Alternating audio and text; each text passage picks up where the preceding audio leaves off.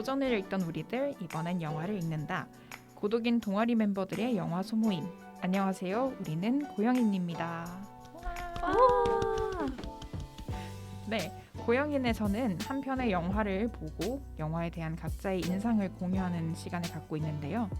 이번 달의 영화는 어두운 현실 속 서로를 지키려는 두 사람을 그린 소년 시절의 너입니다. 저는 먼 훗날 우리라는 영화에서 저우동희 배우를 처음 봤는데요. 그 감정선을 잘 살려내는 배우로 되게 유명하잖아요. 그래서 이 배우가 이 영화에서도 그렇게 감정선을 잘 드러내는 연기를 보여줘서 되게 인상적이었던 것 같습니다. 저는 개인적으로 아쉬운 점도 있었지만 또 미워할 수만은 없는 영화였던 것 같아요. 그죠? 그래서 소년 시절의 너, 고독인 멤버들과 함께 네 번째 고영인 시작하겠습니다. 네, 여러분 안녕하세요. 4월의 영화 소년 시절의 너로 돌아온 고영인입니다. 나들이 하기 좋은 봄날인데 고독인 멤버 두 분 모셨습니다. 어렵게 모셨어요. 다들 사정이 있어가지고 다들 바쁘시더라고요. 맞아. 네, 이 자리에는 유리님과 나무님 모셨습니다. 안녕하세요. 안녕하세요. 반갑습니다. 유리님은 지난번 그리고 또 지지난번부터 계속 참여를 해주시고 있고 나무님은 이번에 처음이신데 간단하게 소개 한번 부탁드릴게요. 저요? 네. 다른 분들은 소개하는 걸 제가 들었었는데 네. 좀 멋있더라고요. 다들 뭔가 프로페셔널한 느낌이 다 들어가지고 근데 저는 백수 백나무라고 소개를 해야 될 것 같아요. 네, 라임이 멋진데요? 백수 백나무고요. 백수라는 거에 되게 자부심을 느끼면서 지금 요새 살고 있고 너무 행복합니다. 네. 진짜 요즘 날씨 좋아가지고 그러니까요. 놀러 다니기 너무 좋고 요새 어떻게 지내셨어요? 한 달 동안? 그냥 정신없이 지내면서 네. 되게 낮에는 진짜 날씨가 좋잖아요. 그리고 꽃이 어쩜 그렇게 예쁘게 피어 있어요. 그래서 짬짬이 놀러 다니고 그러고 있습니다. 오, 꽃놀이를 다니셨나요? 네, 사실 어제도 갔어요. 오, 요새 진짜 꽃이 너무 예뻐가지고. 아, 장난 아니더라고요. 어디를 가셨나요? 저는 어제 서울숲을 갔는데 와, 사람이 사람 많죠. 사람이 너무 많아요. 와, 거의 줄 서서 가는 수준. 저도 요새 꽃이 너무 예뻐가지고 그냥 지나가면서 보긴 너무 아까워서 언제 한번 날 잡고 봐야겠다 이 생각을 하고 있긴 하거든요. 맞아. 그렇죠. 근데 저는 이제 어쩌다 보니까 한 달 새에 취업을 하게 되어서 어쩌다가 감사합니다. 짝짝짝. 감사합니다. 어쩌다 보니까 되게 저도 백수의 삶을 살고 있다가 백수와 학생의 그 중간 지점에서 살고 있다가 취업을 하게 되니까 강제로 너무 일찍 일어나야 하는 상황이 된 거예요. 막 새벽에 출근해야 되는 스케줄이라서 출근하고 퇴근하면 정오인데 그 끝나고 나면 이제 피곤해가지고 자고 그렇겠다. 그러니까 놀러 갈 시간이 별로 없어서 주말을 완전 혹사시키고 있습니다. 이 주말을 그냥 가만히 둘 수 없다. 몰아서 노는 스타일. 네, 몰아서 놀고 있어요. 네, 좋습니다. 다른 분들도 많이 뵙고 싶긴 한데 각자의 일정이 있어서 이번에는 조금 단촐하게 세 분이서 모셨고요.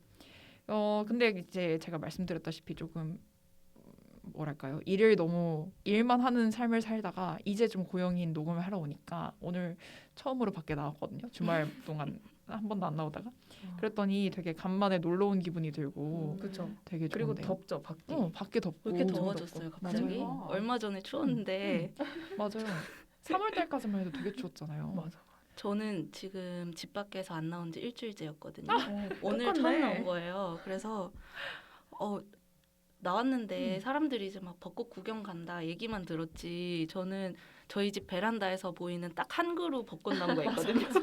그래서 저 나무는 꽃이 폈구나 이랬는데 여기 오는 길에 보니까 여기 성산대교 있는 쪽에 쫙 벚꽃이 펴 있는데 진짜 맞아요. 깜짝 놀랐어요. 저는. 나만 모르게 다 그러니까. 펴 있고 다 놀러 다니고 맞아. 좀 미리 알려주지. 그런 생각이 드네요. 그러게요. 네. 그러면 일단 나무님을 처음 모셨으니까 나무님의 영화 취향에 대해서도 좀 이야기를 먼저 나누는 시간을 가져볼까 해요. 제가 봤을 때 우리 고독인 멤버들 중에서도 시네필 멤버들이 몇 명 있는데 제 생각에는 나무님이 그 중에 한 명이라고 저는 생각하거든요. 되게 이번에 그 왓챠피디아에서 평점 매기신 영화들을 좀 살펴보니까 되게 매니악한 작품이랄까요? 좀 제가 들어본 적 없는 작품들도 많이 보시기도 했고 5점 준 영화에도 되게 처음 보는 작품들이 있어가지고 좀 궁금했어요. 그렇기도 하고 좀 되게 놀랬던 게 왓챠피디아에 평가한 작품들을 개수를 보고 되게 놀랐는데요. 1331작품을 평가를 거의 하셨더라고요. 저의 10배쯤 되시는 것 같아요. 유리님은 이게- 이제 시작했잖아요. 그렇죠? 맞아요. 네. 그런 뮤비입니다. 이유가 클 것 같은 게 제가 진짜 왓챠피디아라고 지금은 이름이 바뀌었는데 옛날에 그냥 왓챠였거든요. 제가 처음에 이제 왓챠 어플이 나왔을 때 그때 우연히 발견을 해가지고 이 어플을 되게 옛날부터 써서 아마 이게 많지 않을까 하는 생각이 드는데 제가 한 고등학교 때였나 아니면 고등학교 졸업하고 나서였나 그쯤에 왓챠 어플이 있었어요. 그 OTT 서비스도 안 하던 시절이었고 그냥 이제 내가 봤던 작품들을 별점을 매기면은 추천을 해준다라는 어플이었어서 되게 제가 또 아카이빙하는 그 욕구가 갑자기 막 생기면서 내가 봤던 모든 영화를 다 별점 매기는 거에 맞아요. 갑자기 중독이 돼가지고 제가 엄청 많이 평가를 해놔서 그렇지 않을까 싶어요. 되게 오랫동안 썼었고. 그 5점 준 영화를 먼저 저희는 좀 살펴볼게요. 네. 다 읽어도 되나요? 근데 그럼요. 생각보다 5점 준 영화가 평가하신 영화에 비해서 많지가 않아서 놀랐어요. 저 많다고 생각해요. 아 그래요? 원웅 오빠도 네. 평가한 게 되게 많았는데 5점 준 영화가 한 5개, 6개밖에 안 됐었거든요. 그러니까 이것도 좀 이따 여쭤보긴 할 건데 5점을 주는 그런 그 특별한 기준이 있는지도 좀 궁금하긴 하더라고요. 5점이라는 게 되게 그 의미가 커서 그런 거 아닐까요? 아. 5점을 줘버리면 그 다른 영화들 평가하기가 또 어려우니까. 그 얘기 원웅 오빠도 얘기했었어요. 그쵸. 5점이라는 거는 뭔가 완성도가 높은 영화라서 그거를 이렇게 넘어서는 작품은 더 이상 없다. 그러니까 그 이상의 영화를 생각하지 못하는 영화이면 5점을 준다 이러더라고요. 그래서 쉽게 줄 수가 없는 거구나. 저는 막 주거든요. 좋아. 좋아. 공감된다. 이러면서 5점 준 영화를 살펴보면요. 콜드워, 펄프 픽션, 머롤랜드 드라이브, 스페이스 오디세이, 화양연화랑 태양별이도 하셨고요. 2번 썼네. 2001 스페이스 오디세이 그리고 오키의 영화 피나, 멜랑콜리아, 그래비티, 또 시, 뭐 거짓의 F, 우연히 나는 아름다운 섬광을 보았다, 천국보다 낯선 이렇게 평점을 매기셨네요. 제가 알고 있는 영화도 있고 본 영화도 있고 처음 본 영화도 있어가지고 저는 어떤 게 제일 궁금했냐면 그 우연히 나는 아름다운 섬광을 보았다 이게 어떤 영화인지가 좀 궁금했어요. 갑자기 물어보시니까 또 제가 감독 이름이 생각이 안 나네요. 감독분 이름이 네. 되게 길었던 걸로 기억하는데 제목만큼이나 긴. 한 2018년쯤에 국립현대미술관에 거기에도 이제 비디오 아트를 틀어주는 관이 있어요. 그쪽에 이제 전시를 보러 갔다가 기획전을 하고 있는 거를 보고 그냥 들어가서 봤던 영화예요.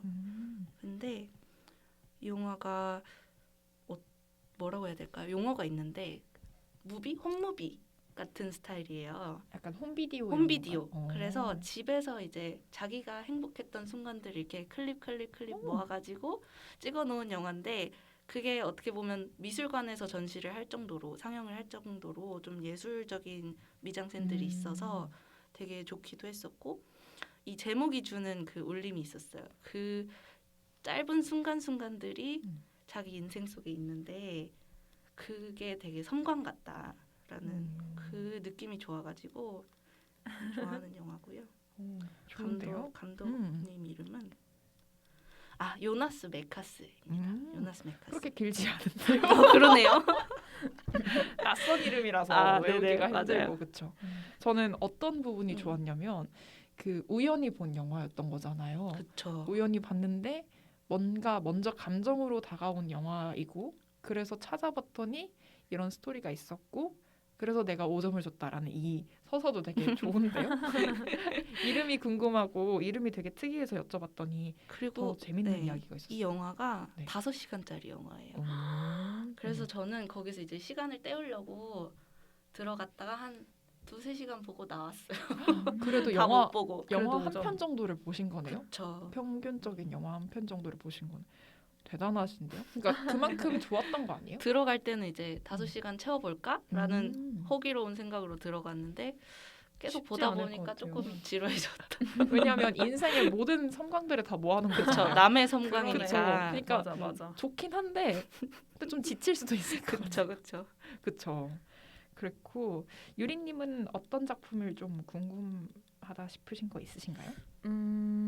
저는 이 중에 좀 스토리를 아는 게 그래비티밖에 없는데 그 영화가 왜 그렇게 좋으셨어요? 저는 그래비티를 영화관에서 못 봤어요. 그게 되게 한이 됐을 정도로 그 우주에 저는 이제 스페이스 오디세이도 있고 우주 관련된 영화를 좋아하는 편인데 네. 그 이유가 이제 우주 풍경을 보는 거를 되게 좋아해요.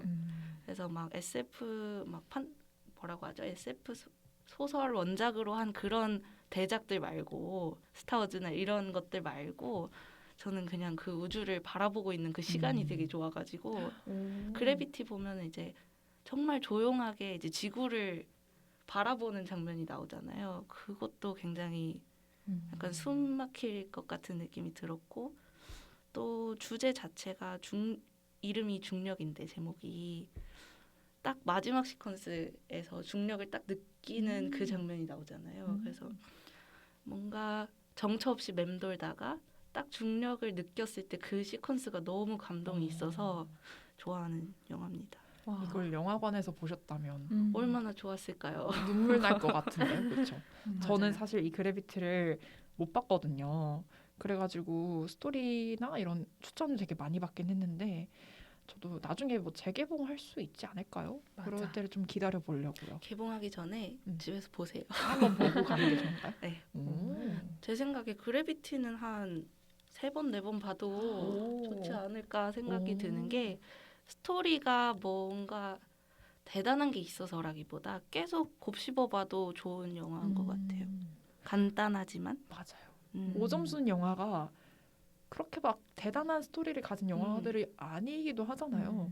저는 사실 오점순은 영화의 기준이 3번, 4번 봐도 재밌는 영화거든요. 그래서 약간 감정적인 끌림으로 선택을 하긴 하지만 그러면서도 솎아내는 게 내가 이거 영화 자주 안 보잖아 이러면서 그냥 내리기도 해요.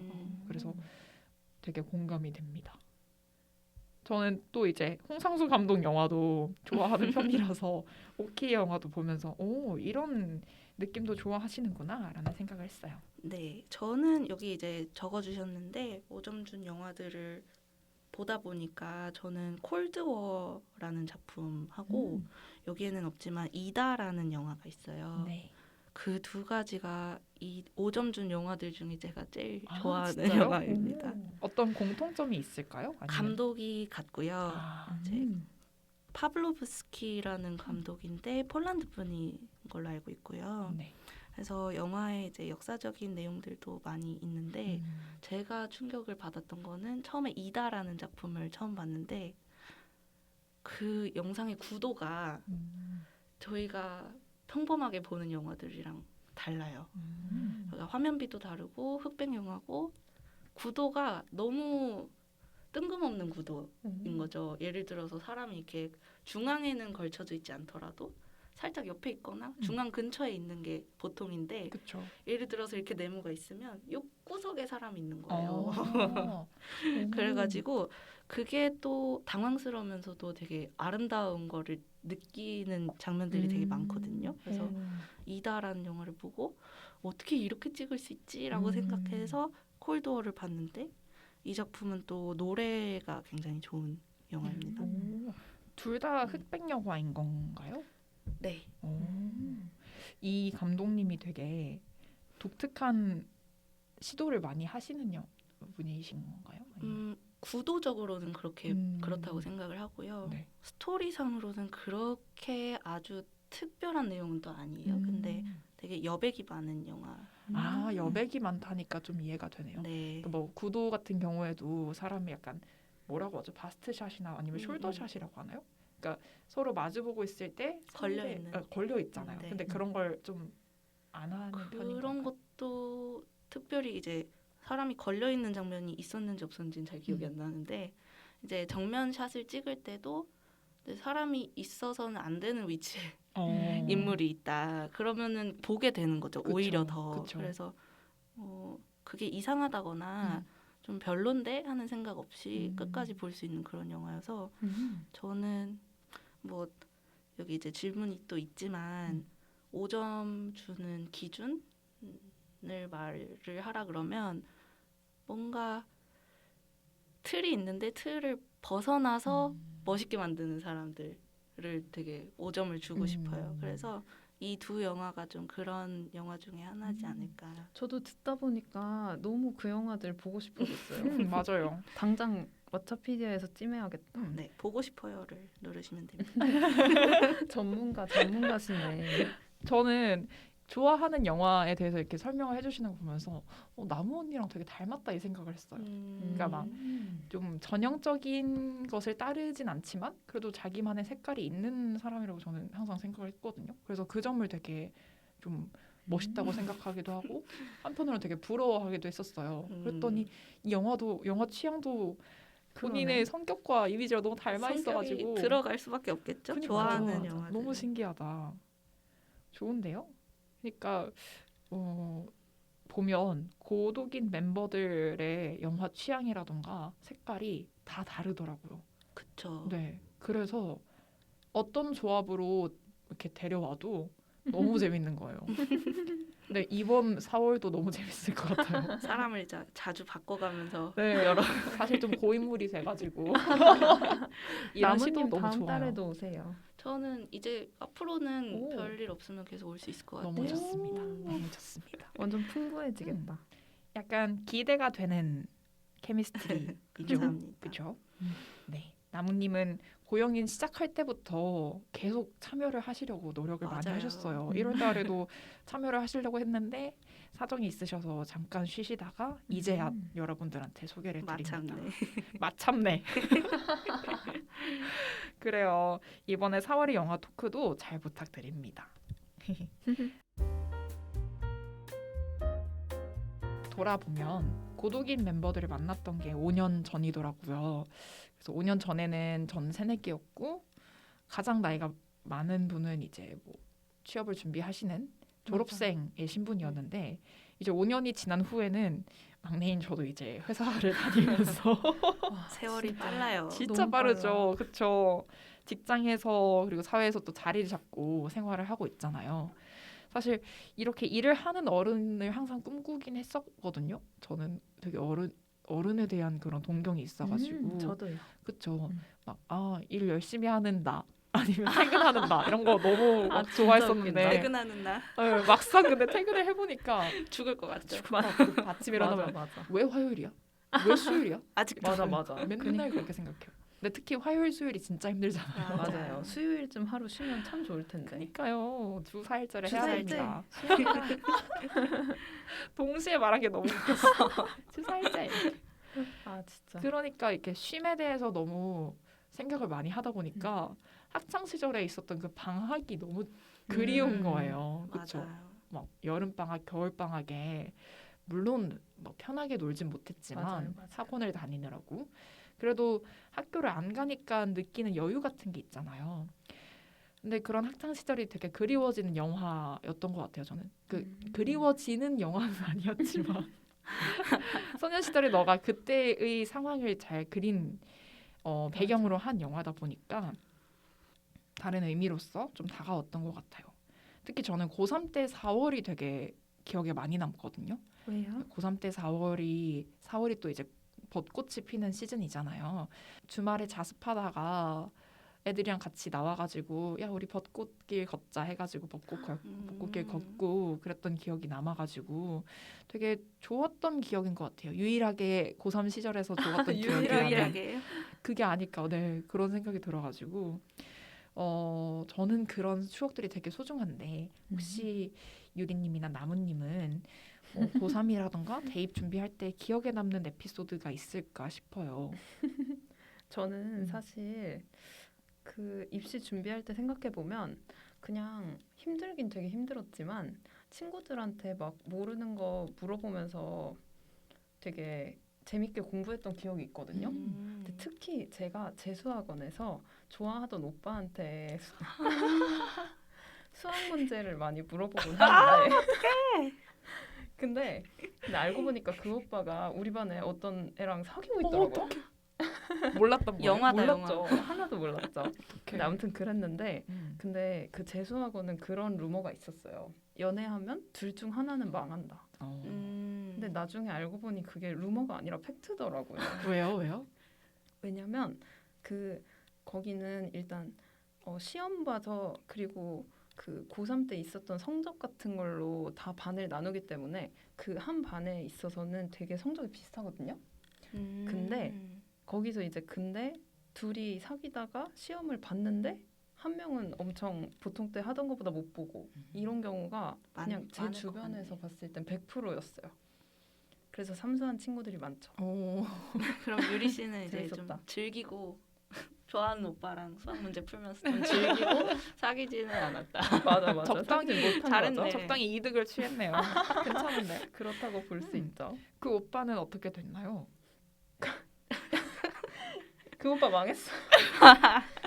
맞아요. 그 오빠 망하고 웃으면 안 되는 그런 상황이었네요. 그러게, 너무 크게 죄송합니다. 맞아. 지금 어떻게 사는지 모르겠네. 또 아련해지네. 근데 또 그렇게 되게 갇혀 있는 상황이면 더 별로 마음에 안 드는 사람이어도 필연적으로 이 감정이 사람한테 마음을 생기죠. 줘야겠다. 맞아요. 감정이 생기는 것 같아요. 맞아요. 그렇죠. 막 같이 독서실 다니다가 막 눈 맞은 사람도 있고 그렇잖아요. 저는 아니에요. 왜냐면 저는 그 완전 스카이캐슬의 예서 같은 사람이거든요. 그니까 이거 어떡해. 깜짝 놀랐어요. 지금의 모습이랑 정말 달라요. 저는 지금 완전 헐랭이처럼 살고 있는데 그때는 진짜 예민해가지고 그동안 저랑 그 고3 시절 동안 저랑 친구였던 친구들한테 너무 감사할 정도로 와, 진짜? 예민했었거든요. 막 소리 지르고 그랬어요. 막 예서처럼? 소리 지르진 그 정도는 아닌데 막 제가 아침잠이 좀 많았나 봐요 그때. 그리고 봄이면 되게 피곤하잖아요. 나른하죠. 이런 게 있어서. 맞아. 근데 막 제가 졸고 있는 저 자신이 너무 싫어가지고 막 저 혼자 막 화를 내고 막 분에 못 이겨서 막 너는 이런 것도 못하냐? 이러면서 엄청 저를 좀 혹사시켰던 것 같아요. 혹독한 네. 고3이었네요. 근데 그렇다고 뭐 귀엽다, 결과가 그쵸. 지금 보면 되게 귀여운데 그냥 자면 되는데. 맞아요. 그래서 그 영화에서 나왔던 그 치열한 그 분위기 있잖아요. 특히나 그 수능 장면에서 전 그 수능 장면이 되게 좋았거든요. 시험 보는 그 적막함과 되게 불안하고 좀 떨리는 그런 마음들이 긴장감이 느껴지죠. 담겨 있는 네. 그 씬이 되게 좋았던 것 같은데 그때의 제 감정이랑 되게 비슷해서 그랬던 것 같기도 해요. 네. 나무님은 어땠어요? 나무님이랑 고3 시절 얘기해 본 적이 없는 것 같아요. 저는 고3 때 너무 지금도 그렇지만 되게 계획이 없어요. 저는 그래서 그냥 이 정도 하면은 어디든 가지 않을까라는 생각으로 공부를 했었고 그래서 이제 친구들 보면 이제 막 열심히 공부하고 자습하고 이런 걸 많이 봤는데 저는 그냥 그 공부하는 분위기는 좀 재미있었고 열심히 하지 않아서 재밌었을 수도 있는데 근데 진짜 흥미로운 캐릭터 같아요. 그쵸? 네. 저는 이제 부모님도 막 압박을 넣는 스타일은 또 아니셔가지고 그냥 그리고 또 뭔가 왠지 모르게 자신감이 있었어요. 그런 멋있다. 근자감이 있긴 근자감이 하거든요. 있었어요. 그쵸? 그래서 뭐 나 정도면 이라고 생각하고 그냥 대충 해도 어딘가 가겠지라고 생각을 했는데 생각보다 너무 못 본 거예요. 수능을. 그래서 재수도 하고 재수할 때도 이제 재수학원 들어가가지고 열심히 하는 친구들이 있는데 저는 그렇게 안 하고 그냥 나 혼자서 또 하다 보면 어떻게 되겠지. 언니 되게 이게 사람이 안 유유자적- 바뀌는 거죠. 맞아. 그래서? 유유자적하는 스타일 같아요. 진짜.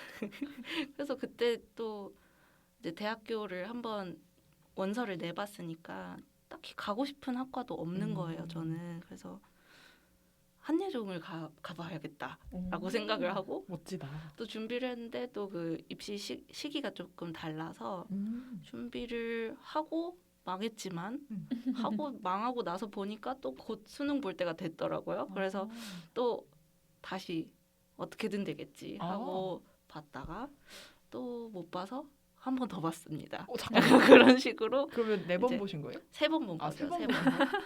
그래서 마지막에는 이제 다 뭐 엄청 하고 싶은 것도 없고 그냥 이제 진짜 성적 나온 대로 가야겠다 해서 네, 그렇게 대학을 갔었죠.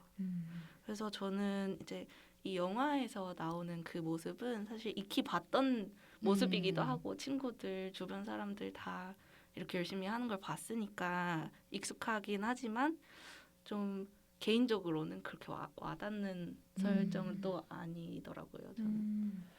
그럴 수 있겠네요. 저도 그 영화에서 나온 교실의 풍경이 좀 답답하기도 했어요. 왜냐하면 중학교 다닐 때도 사실 그랬고 고등학교 다닐 때도 너무 그냥 저는 교실 자체가 너무 답답하고 싫었거든요. 맞아요. 이렇게 따닥따닥 붙여 앉아 맞아요. 있고 그것도 그렇고. 그렇죠. 그리고 되게 어디까지 얘기해야 되는지 모르겠는데 수시라는 게 너무 좀 불공정한 면이 있잖아요. 오히려 시험으로만 하면 깔끔하고 좀 기준을 알 수 공정한데 없으니까요. 네. 맞아요. 그래서 그리고 수시를 준비한다고 하면 학생들이 진짜 이것저것 잡다하게 준비해야 하고 맞아요. 그래서 더 힘들고 근데 그런 거 생각해 보면 그런 것 때문에도 더 답답하고 힘들었던 것 같아요. 맞아요. 저는 개인적으로 수능을 한 3번 정도 봐서 그 중에 제일 잘 나온 거 딱 이 시험으로만 갈 수 있으면 제일 좋을 것 같다는 생각을 그쵸. 그때도 많이 했던 것 같아요. 그 미국은 그렇지 않나요? SAT 이런 SAT. 것도 좋은 점수 나온 걸로 지원을 하는 걸로 알고 그래요? 있는데 그건 모르겠네. 정확하긴 잘 모르겠어요. 안 쳐봐서. 안 쳐봐서 모르겠네요. 저 유리 언니가 했던 말이 너무 공감이 되는 게 고3이면 사실은 그 학교 생활을 한 12년 정도 했던 그 상황인데 뭐 문제 푸는 것만 좀 익숙한 사람들로 키워지잖아요. 근데 그 맞아요. 안에서 자기소개를 해야 되고 그니까. 면접 준비도 해야 되고 그 안에서 내 생각에 있어서 논술을 써야 된다는 게 갑자기 이제 그쵸. 태스크가 많아지는 거죠. 항상 저는 제가 부족하다는 걸 느끼면서 살아야 되는 거잖아요. 고3 동안에는 저는 그게 되게 고독하기도 한데 그러니까 물론 이게 성장을 하는 과정이니까 당연히 필요한 일들이긴 하지만 저한테는 되게 좀 부끄럽더라고요. 제가 나 이렇게 못난 사람이었고 이걸 항상 내가 알아야 해? 이런 생각이 들어서 좀 숨기고 싶고 외로웠던 날들이 많았던 것 같아요. 힘든 네. 시절이네요. 힘든 시절이었던 것 같아요. 그러니까 좀 예민하지 않았나. 예서. 완전 예서가 되지 않았나라는 생각이 들었거든요. 네, 그래서 저는 이 영화에서도 그 수능 주제로 장문을 쓸 때 20년 뒤 나에게 편지를 써라 이런 게 그 그니까. 주제로 나왔잖아요. 근데 이거 너무 약간 이거 채점을 어떻게 어떻게 하려고 어떻게 그러지? 그죠. 그쵸 채점을 어떻게 하는지 참네. 그것도 문법. 그리고 문법인가? 형식이 정해져 있을까요? 그것도? 그럴 수도 있을 것 같은 그쵸. 게 저도 이제 프랑스어 시험을 볼 때 이제 불문과가 나왔어서 그 편지 양식이 정해져 있는 나라들이 있어요. 그래서 어떤 양식에 맞춰서 첫 문단에는 어떤 내용을 쓰고 뭐 이런 그건 이제 다른 사람한테 쓰는 편지지만 뭐 그런 뭔가 틀이 있지 않을까 템플릿 싶어요. 이런 게 있겠죠. 근데 저는 그 점이 되게 좀 어색했던 게 그 입시를 준비하는 애들은 진짜 문제 풀고 그거 막 맞아. 뭐 시험 보고 이런 거 정신 익숙한 하나도 애들인데 맞아. 그런 애들한테 막 미래를 물어본다던가 아니면 꿈에 대해서 물어본다는 게 얼마나 무책임한지에 대해서도 맞아요. 앞뒤가 안 맞아요. 생각이 들더라고요. 요즘은 진짜 어릴 때부터 그런 걸 좀 많이 시키긴 하는 것 같더라고요. 이렇게 이제 시험이 이렇게 돼버리니까 어렸을 때 뭐 봉사활동 저희 때도 그렇긴 했지만 잡다한 거를 미리미리 해놓는 부모님들 많죠. 그렇겠다. 아휴 골치 아파. 그러게요. 그렇죠. 그냥 영상으로만 봐도 되게 숨이 턱턱 막히긴 하는데 중국 입시는 되게 악명이 높잖아요. 맞아. 영화 안에서도 뭐 대입 시험 응시생이 923만 명이다 이렇게 그러니까. 자막으로 나오기도 하고. 근데 우리나라는 많아봤자 한 40만 명 정도 본다는 거예요. 그러니까 우리나라의 몇 배인가요? 한 20배? 20배 정도는 되는 와. 거잖아요. 이거를 어떻게 핸들하는 건지도 되게 감도 안 오고 우리나라는 수능 하루 보는데 막 전국이 다 들썩이잖아요. 맞아요. 비행기도 비행기도 잘안 안 뜨고 근데 중국은 얼마나 더 대단할지가 되게 궁금하더라고요. 그 중국에 유학을 했던 원웅님의 이야기를 좀 기억해 보자면 뭐 일주일 정도 시험을 보고 그리고 그 시험 고사실 주변에 이제 부모님들이 텐트를 이렇게 친대요. 그래서 학생들이 잘 볼 수 있게 이렇게 기도도 하고 뭐 이렇게 한다고 하시더라고요. 우리나라도 그런 게 있긴 하죠. 뭐 맞아, 100일 맞아. 전에 뭐 등을 띄운다던가 아니면 이렇게 뭐 108배. 108배를 기도하러 하신다던가. 다니시는 그쵸, 분들이 그쵸. 있죠. 저는 다른 데서는 얘기 안 했는데 사실 저도 108배를 했답니다. 저 본인 혼자. 직접? 네, 본인이 저 스스로. 오. 보통 부모님들이 네. 해주시는데 엄마가 대리로. 한다는 거예요. 엄마가 108배를 한다는 거야. 근데 그게 너무 고맙기도 한데 나도 하면 괜찮겠다. 약간 정신 수양하듯이 해가지고 맞아. 저는 또 이제 불교 학교를 나와가지고 고등학교 아. 불교 학교였거든요. 온갖 그래가지고 종교를 섭렵하고 그러니까요. 계시네요. 온갖 종교를. 생각해보니까 그러네. 학교는 이제 대학교는 기독교 학교는 아니고 그러니까. 그랬답니다. 그렇게 좀 치열한 기억들이 있어서 저는 좀 안타깝기도 했던 것 같아요. 걔네들이 감정을 표출할 수 있는 공간들이 많이 없으니까 맞아. 그러다 보니까 그런 감정들을 품고 다니다가 그 골마서 나쁜 감정으로 비껴나가서 학교 폭력으로 이어지는 게 아닌가라는 생각도 들었고 근데 그렇다고 하기에는 그런 폭력들을 정당화할 수 있는 건 아니잖아요. 그렇죠. 그래서 뭔가 양가 감정이 들었던 것 같긴 해요. 저는 중국 관련해서 조사를 좀 해왔는데 네. 일단은 네. 중국의 수는 가오카오라고 하는데 저는 성조를 어떻게 발음하는지 잘 저도 잘 모르겠지만 몰라요. 네, 저희 지금 전문가가 없어서 야매로 하는데 제가 이제 조사했을 때는 한 2, 3일 정도 치른다고 하더라고요. 그래서 과목은 우리나라랑 거의 비슷한데 그 영화에 나왔던 것처럼 논술 시험이 포함이 돼 있는 거죠. 그렇다고 하고 이제 역사적으로는 중국이 사회주의 계획 경제였잖아요. 근데 그때는 모든 대학들이 다 국공립 대학이어서 학비가 없었대요. 근데 이제 그게 바뀌면서 시장 경제로 바뀌면서 학비가 생겼다 보니까 사람들이 이제 가오카오에 좀 더 집착을 하는 경향이 생겼다고 하더라고요. 우리나라도 이제 사립 대학들 많고 그쵸. 공립 대학들 있는데 되도록이면 공립대학, 국공립대학에 가면은 좋잖아요. 그쵸. 경제적으로도. 근데 중국 같은 경우는 그게 너무 적은 거죠. 국공립대학의 수가. 그렇다 보니까 이 시험을 정말 잘 봐서 인생 펴야지 하는 그 수요가 엄청 높아진 걸로 보여요. 그럼 명문대가 거의 국공립인 건가요? 그런 것 같아요. 그리고 저도 좀 와. 찾아봤는데 나라에서 명문대를 정해준다고 하더라고요. 네. 맞아. 그게 그 그런 맥락인 것 사립대도 사립대 허가를 또 따로 내주는 그런 게 있고 좀 체계가 저희랑 좀 다른 그러네요. 것 같아요. 음. 그래서 또 특이한 점은 우리나라는 이제 국토가 작기도 하고 그래서 가능하겠지만 똑같은 시험 문제를 같은 시간에 푸는데 이제 맞아요. 중국은 땅이 크기도 하고 뭐 미국이나 중국이나 그렇겠지만 지역 간의 격차가 좀 있다 보니까 지역별로 시험 문제가 다르대요. 아 그럼 민족도 다 다르고. 그렇죠. 소수민족이 있는 많은 지역들이 있고 하니까 네. 그런 교육 수준에 따라서 그 시험 문제를 다르게 배정을 하는데 그거를 악용하는 경우도 많고 일부러 쉬운 걸 보러 가는 거예요? 쉬운 시험이 나오는 지역으로 이사를 가는 거죠. 그래서 가오카오 이민이라는 말이 있대요. 근데 이게 이제 중국에서도 문제가 좀 심하게 되니까 법적으로 좀 금지를 하는 중인 것 같아요. 네. 또 요새 또 코로나가 있어가지고 엄청 음. 많은 사람들이 밀집되는 것도 힘들 것 같은데 그렇죠. 되게 많은 인원이 보니까 좀 걱정이 되기도 하네요. 특이한 점이 이제 중국 아까 지역별로 다르다고 했잖아요. 네네. 근데 그 지역에서 볼 수 있는 지역의 기준이 내가 지금 살고 있는 소재지가 아니라 등본상의 주소로 가서 봐야 되는 거라 그래요. 네네. 그래서 원래도 이제 수능 시험 때가 되면은 미리 자기 등본 주소지로 가 있어야 되는 거죠. 시험을 보려면.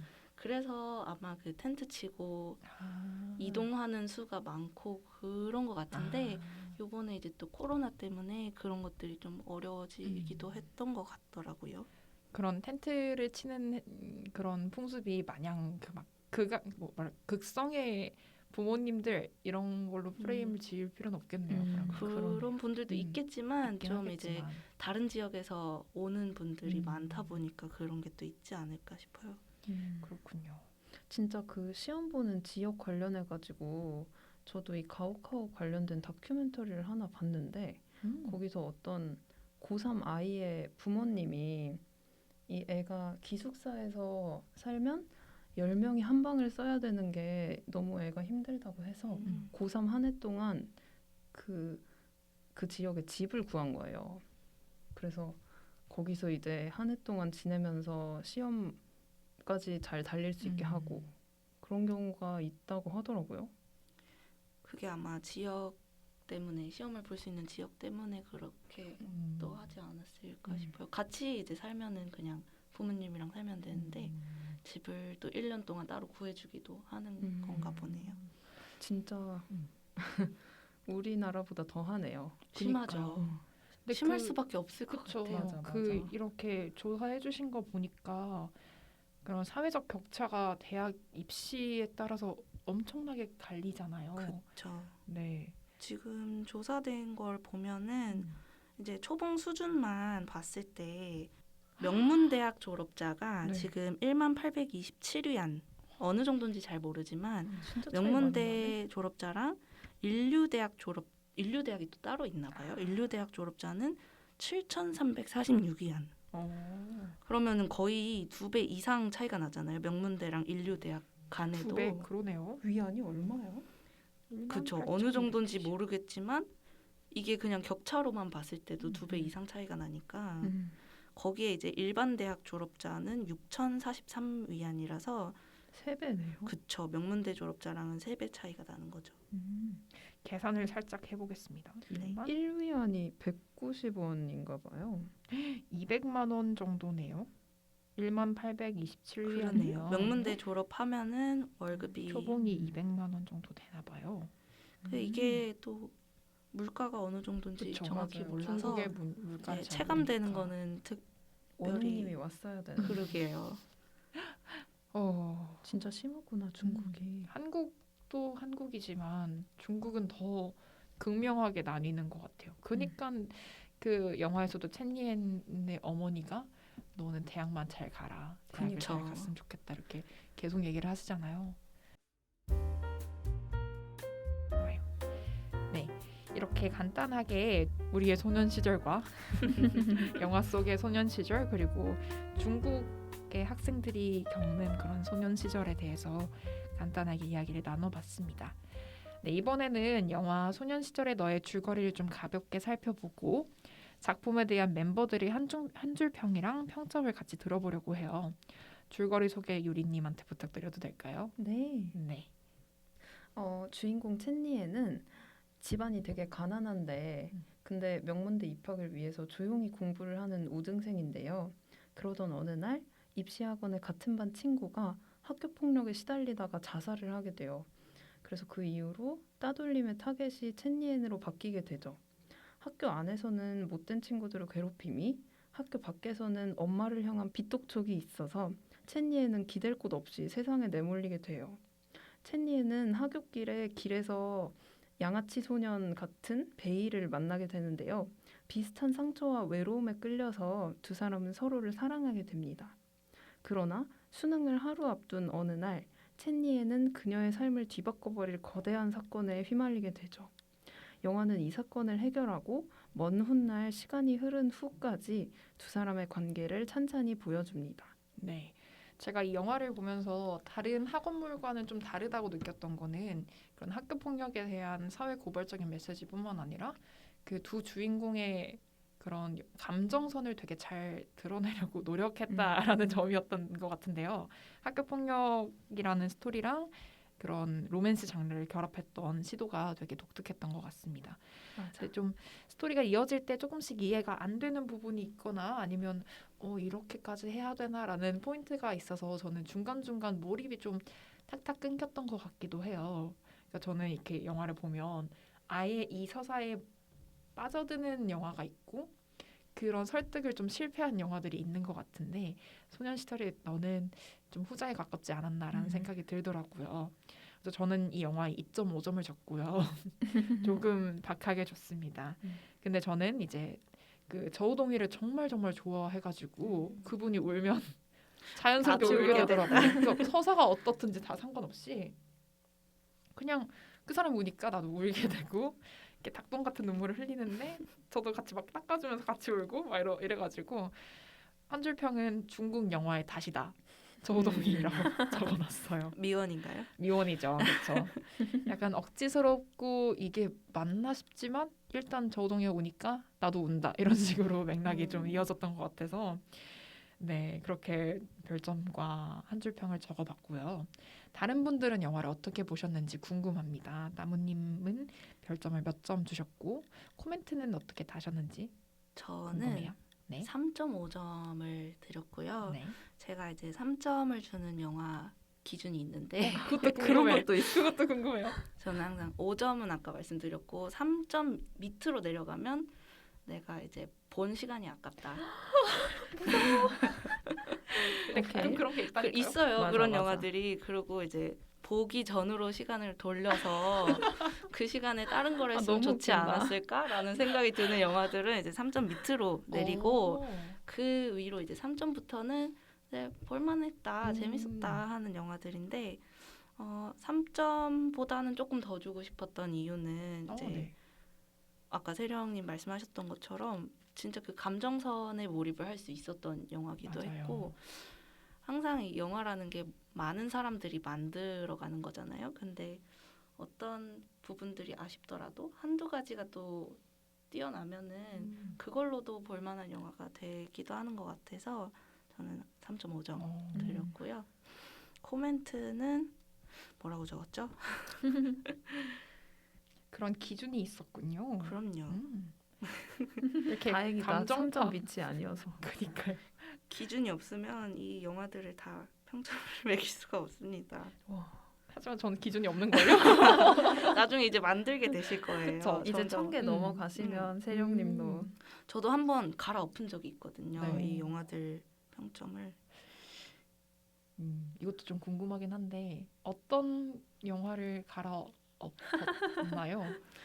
그 감정에 휩쓸려서 점수를 많이 줬던 것들이 있어요. 대표적으로 이제 제가 강동원 배우를 굉장히 좋아했기 때문에 누구나 좋아하죠. 강동원 님이 나온 영화는 다 4.5 막 이렇게 줬던 적이 있었는데 이제 전우치도 굉장히 좋아하는 영화고 하지만 또 영화를 평가할 때 또 배우 하나만으로 다 평가할 수는 없고 너무 그쵸. 특혜다라는 생각이 들어서 좀 끌어내린 적이 있습니다. 그 정도는 괜찮지 않나요? 약간 배우 버프? 팬심으로. 네.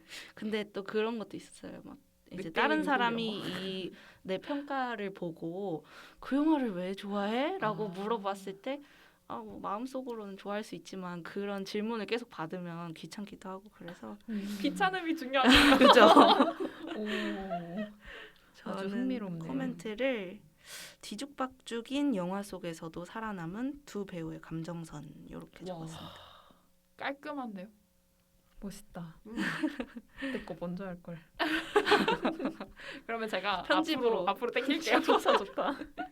안 땡겨. 이러고 안 땡기는 게 진짜 재밌는 거죠. 이것까지 살려야 돼. 여기까지. 그죠? 거참. 유리님은 별점을 어떻게 주셨는지 궁금합니다. 저도 3.5점 줬는데요. 네. 한 줄 평은 다소 아쉬운 묘사지만 복합적인 주제를 효과적으로 전달했다라고 했어요. 거의 저희들 결이 좀 비슷한 것 같아요. 아쉬운 맞아요. 점이 있고 그 안에서도 그래도 이 영화를 볼만한 포인트가 있다라고 생각을 하는 것 같긴 하네요. 그렇죠? 저희가 어떤 점에서 좀 아쉬웠고 어떤 점에서는 괜찮다, 재밌었다라고 느꼈는지는 2부에서 조금 더 세부적으로 이야기를 나눠보도록 해요. 우리 1부는 이 시간 여기까지 마무리를 하도록 하겠습니다. 소년 시절의 너를 좀 더 궁금해 하시고 좀 더 깊이 있게 이야기를 나눠보고 싶다, 이야기를 듣고 싶다 하시는 분은 2부도 꼭 들어주시길 바랄게요. 저희는 조금 이따가 다시 올게요.